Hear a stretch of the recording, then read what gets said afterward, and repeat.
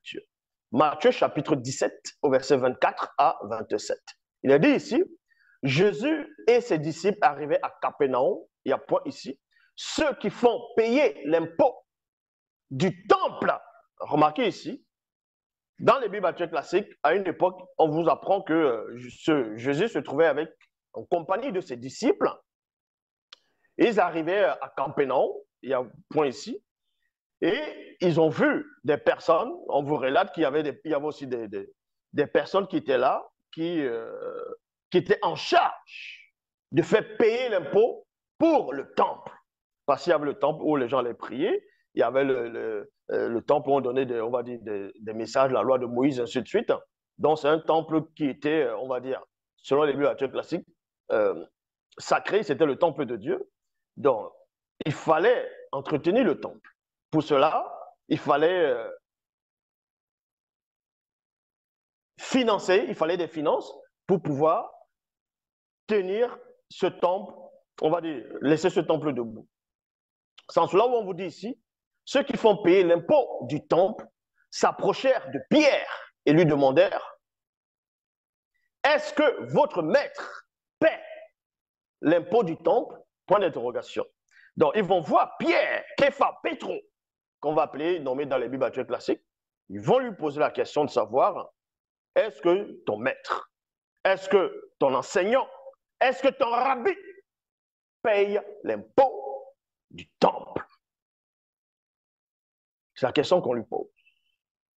Parce que ces personnes, en venant poser la question à Pierre, ces personnes savaient, ont su, ont vu, selon les Bibles classiques, que Jésus était déjà entré dans le temple. Il s'est servi de ce temple déjà. Vous pouvez même voir dans le livre de Luc, où il va venir parler de... on va dire, il va parler donner une parole par rapport au livre d'Ésaïe.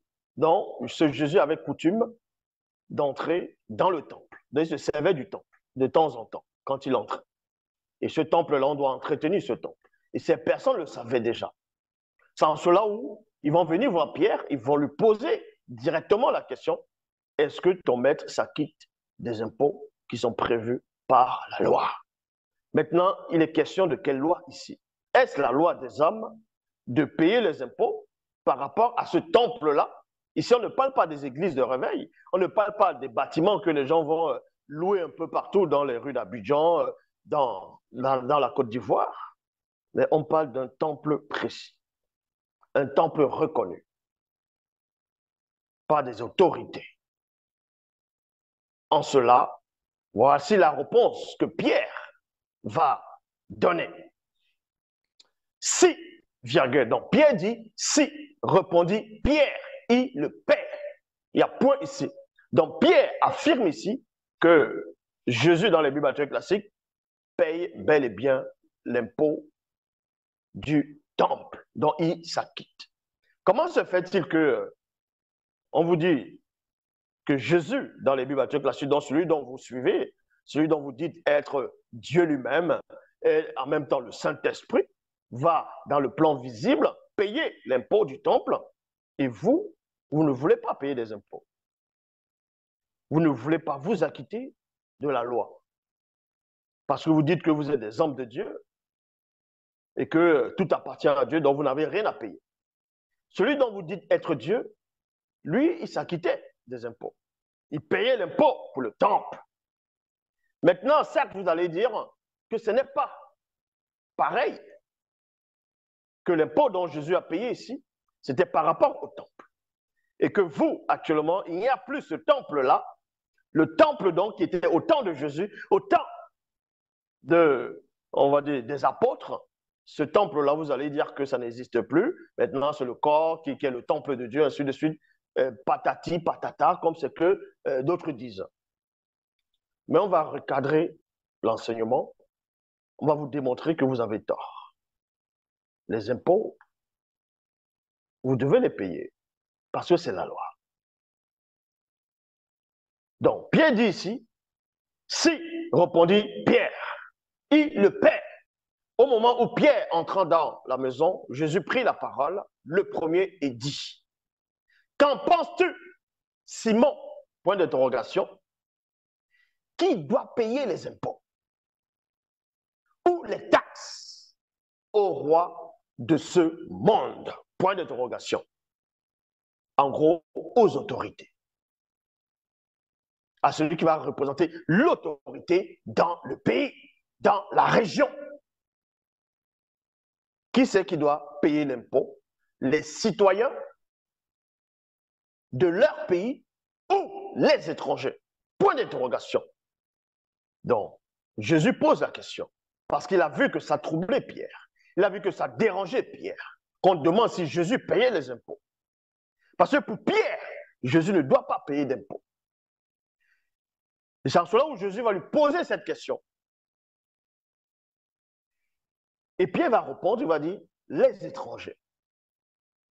Donc, il faut entrer dans le contexte avant de comprendre. Parce qu'il ne faut pas venir lire les Écritures juste comme Tintin au Congo. On va reprendre pas à pas. Jésus va se trouver dans un territoire, dans un endroit, dans un pays, dans un territoire, où il y a, ce sont, on va dire, les Romains qui gouvernent là-bas. Écoutez très attentivement. Je dis bien selon les Bibles actuelles classiques. Ce sont des étrangers qui vont dominer là-bas. Là, il y a eu l'immigration, il y avait des Grecs, il y avait beaucoup de personnes dans ce territoire-là. Et on vous apprend que Jésus fait partie du peuple juif. Il fait partie du peuple juif, donc leurs ancêtres, tout ça, c'est les Abraham, ainsi de suite, selon les Bibles actuelles classiques. Y compris même Pierre, leur ancêtre, c'est l'Abraham, ainsi de suite. Ça voudrait dire que Jésus et Pierre sont des citoyens de ce territoire-là. Et dans ce territoire, il y a des étrangers aussi. C'est là où Jésus pose la question, est-ce que ceux qui sont issus de ce pays, de cette terre, doivent-ils payer les impôts ou bien les étrangers? Pierre répond, il dit, les étrangers. Et vous allez comprendre que Jésus a accepté la question, c'est-à-dire la réponse donnée par Pierre. En acceptant la réponse donnée par Pierre, Jésus s'est gouré. Est-ce que vous comprenez? Vous allez voir qu'on n'est pas dans Dieu m'a dit, le Saint-Esprit m'a mis à cœur. Nous sommes dans la précision.